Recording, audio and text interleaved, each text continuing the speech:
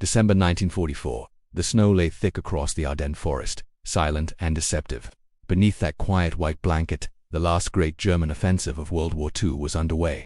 Hitler had launched Operation Watch on the Rhine, his final attempt to split the Allied lines and capture the port of Antwerp. The American forces, exhausted from months of fighting, were caught completely off guard. Among them was the 101st Airborne Division, sent to hold the small Belgian town of Bastogne, a crossroads vital to both sides. Within days, the Germans surrounded the town completely, cutting off all roads and supply routes. Artillery shells crashed through the frozen air, turning the snow red with earth and blood. Food was scarce, ammunition limited, and medical supplies nearly gone. The men dug into the frostbitten ground, holding their lines through sheer will.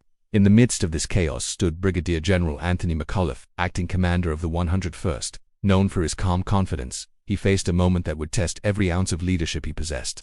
When German envoys arrived under a white flag to deliver their demand for surrender, the decision he made next would not only define the battle but would become one of the most famous moments of courage in all of American military history. By December 22nd, the siege had reached its worst point. The 101st Airborne, along with elements of the 10th Armored Division, had been completely cut off for nearly 5 days. Temperatures dropped to 20 below zero. Snowstorms swept through the region, grounding Allied aircraft and freezing the wounded where they lay. German tanks encircled Bastogne on all sides, their artillery pounding the town relentlessly. Inside the shattered buildings, medics worked by candlelight, wrapping wounds with torn uniforms and melted snow for water. Despite their desperate situation, morale among the paratroopers remained surprisingly strong. These were men hardened by Normandy and Holland, veterans who had learned that survival depended as much on spirit as on strength. Then came the German message, a neatly typed note delivered by 2 enemy officers under flag of truce. It was addressed to the American commander. The message offered honorable terms of surrender, warning that continued resistance would lead to total destruction. The Germans expected compliance. They were certain no sane officer would continue to fight in such hopeless conditions.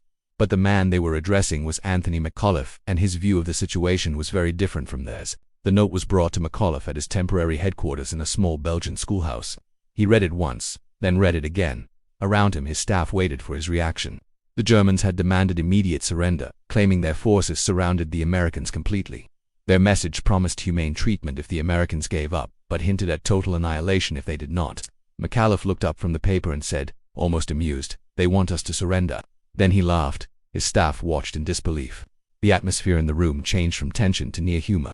McAuliffe paused for a moment, thinking of what to write in response. His officers suggested several options, but none seemed fitting.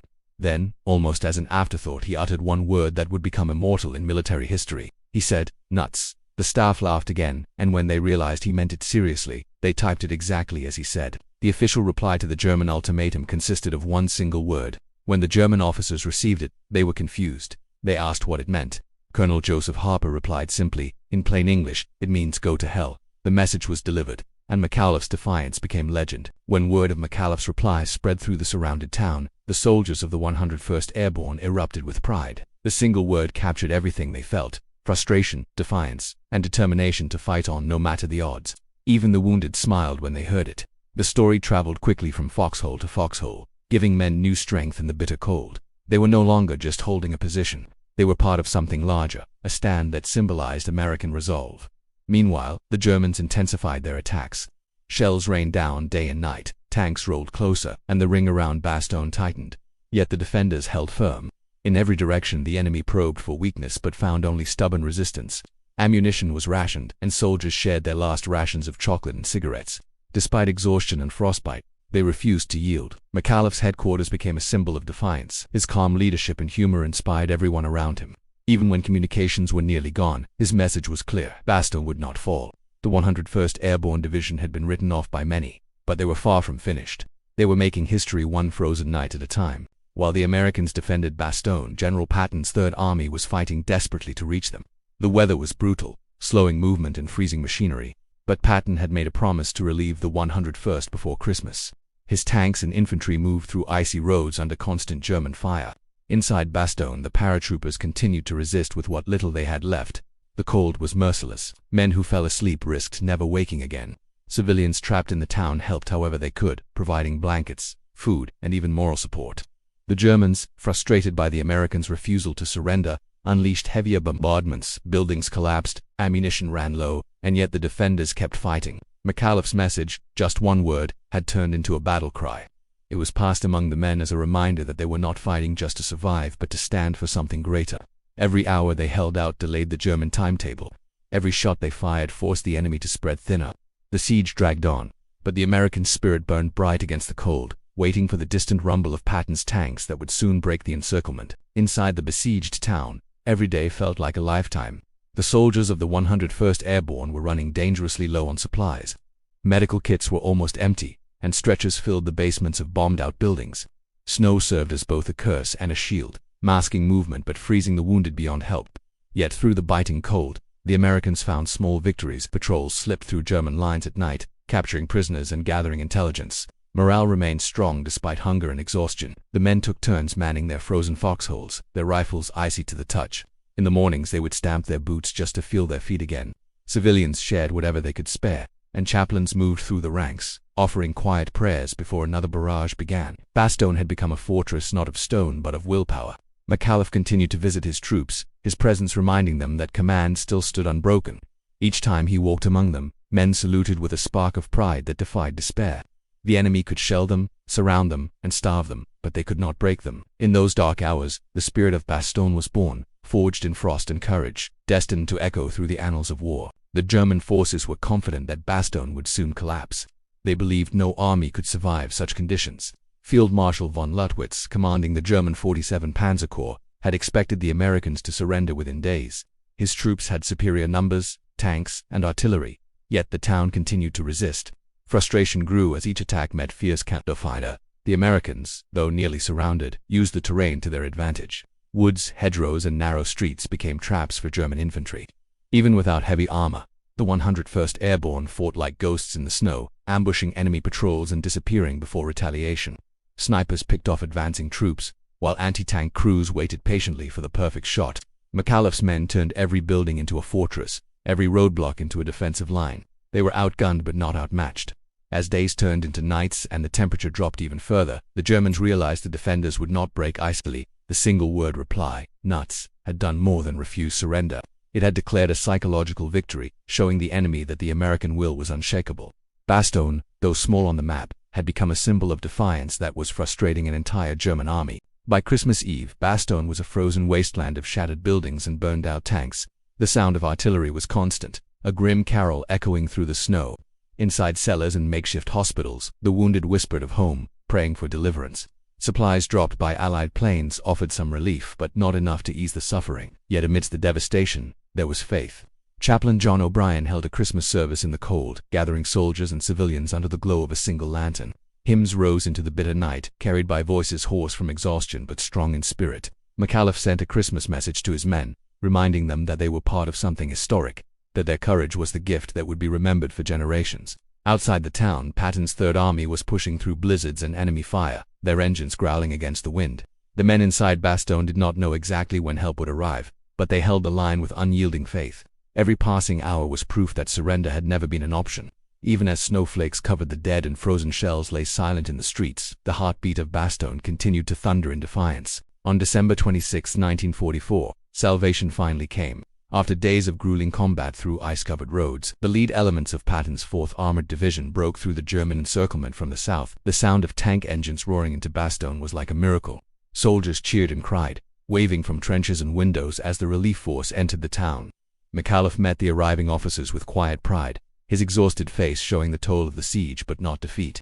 The link-up marked the end of the isolation, but fighting continued around Bastogne for several more days as the Germans tried to regain lost ground.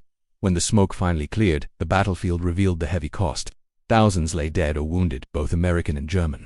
The 101st Airborne had held Bastogne against overwhelming odds, losing over 2,000 men but never yielding an inch. Their stand had delayed the entire German advance, allowing the Allies to regroup and eventually push the enemy back toward the Rhine. The victory at Bastogne was more than tactical, it was moral. It proved that resolve and unity could triumph over fear and force, even in the darkest winter of war. In the weeks that followed, the Battle of the Bulge began to turn in favor of the Allies. German forces, drained of men, fuel, and morale, started to retreat. The failure to capture Bastogne shattered their momentum. Hitler's last gamble had failed. For the men of the 101st Airborne, the ordeal left scars that would last a lifetime. Frostbite claimed limbs, and memories of those frozen nights haunted dreams for years. Yet there was pride, Tuan, unbreakable pride born from defiance. McAuliffe's simple reply had become legendary, symbolizing American courage at its finest. When reporters later asked him how he came up with it, he shrugged modestly, saying it just felt right at the time. But to history it was much more. Nuts became a declaration of grit, a single word that spoke louder than speeches or strategies. Today, the town of Bastogne still honors those who stood their ground, with memorials and museums dedicated to their sacrifice. The story of McAuliffe and his men remains one of the most powerful examples of leadership under fear, a reminder that sometimes one word can change the course of history forever. As the snow began to melt from the fields around Bastogne, the full extent of the battle's destruction was revealed. Burned-out German tanks lay half-buried in the frost, their turrets twisted by American fire. The town itself was a ruined church, steeples shattered, homes leveled and streets filled with wreckage. Yet the American flag flew once more above the rubble, a silent tribute to the resilience of those who had endured. The townspeople emerged from cellars and shelters, faces pale from weeks without sunlight. They thanked the soldiers who had protected them, offering bread and what little warmth they had left. For the paratroopers, it was a bittersweet victory. They had survived the siege, but the cost was heavy. Many friends were gone, buried under snow or still missing in the woods. Letters home carried both relief and sorrow. The men knew they had played a crucial role in halting the German advance, but the memory of Bastogne would never fade. It had tested every ounce of endurance they possessed. Yet in those frozen days, something greater than survival had been achieved.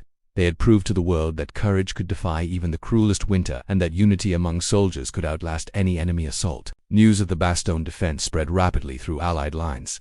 Newspapers across the world published headlines praising the heroes of Bastogne. McAuliffe's one-word reply became a rallying cry.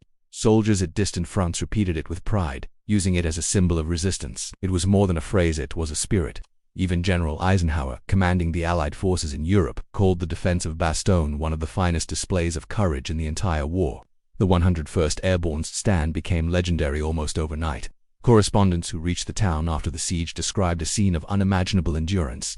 They wrote about frozen men who refused to leave their posts, about medics working without light or morphine, and about soldiers laughing through the bombardment as if daring the enemy to do worse. McAuliffe himself was modest about the fame. When asked about his message to the Germans, he smiled and said, it was the only word that fit the occasion.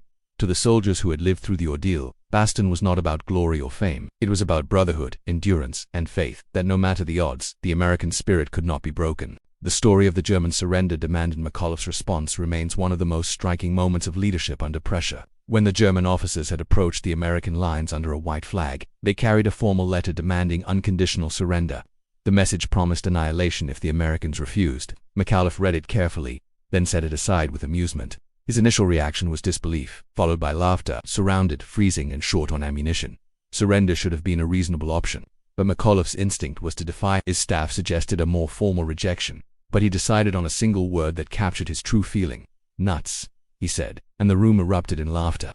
The reply was typed up and handed back to the German officers, who left confused but clearly insulted. The message spread quickly among the American ranks, lifting morale at a time when hope was fading. Soldiers repeated it as a badge of honor. It became a shared moment of humor and defiance amid fear. That single word captured the essence of the American fighting spirit better than any speech could. It was simple, fearless, and unforgettable. Behind the humor of McAuliffe's famous reply was a deep understanding of morale. He knew that leadership in crisis was about more than tactics. It was about emotion, belief, and confidence. In Bastogne, the men needed a reason to hold on, something to remind them that surrender was unthinkable. McAuliffe provided that reason. His calm presence under fire inspired those around him. When shells tore through the town, he remained composed, visiting the front lines, sharing jokes, and listening to his men's worries.